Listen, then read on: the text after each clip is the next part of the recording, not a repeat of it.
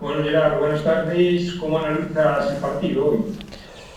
Buenas tardes. Bueno, yo creo que el equipo sí que ha competido, ha vuelto a sentir ese bloque, esa seguridad. Sí que es verdad que en los minutos finales, al final del partido estaba un poco más roto y hemos tenido más suerte que no ha caído a nuestro lado.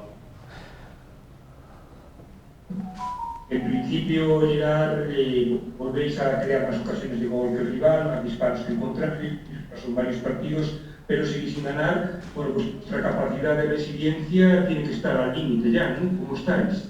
Bueno, al final nos tenemos que quedar un poco con que hoy las sensaciones han sido mejores que los últimos partidos, intentar seguir en ese camino y esperar que los resultados lleguen. Sí. Vamos ahora con el próximo fin de semana en Liga, en Mallorca. ¿Cómo ves el partido? Bueno, al final, si algo tiene esta categoría es que cualquiera te puede ganar. El Mallorca ha perdido hace 2 semanas de 4 con el Fuenlabrada, que nos saca 6 puntos, tampoco es que sean invictos. Vamos ahora con Sara Mejía. ¿Qué tal, Gerard? Muy buenas tardes.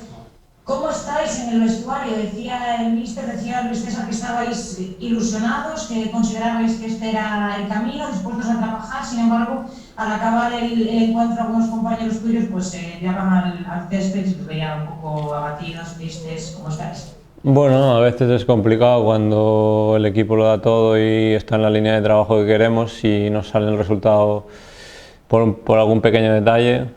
Es fastidiado, pero bueno. Las sensaciones generales, aparte de resultados, son bastante buenas y nos tenemos que quedar con eso.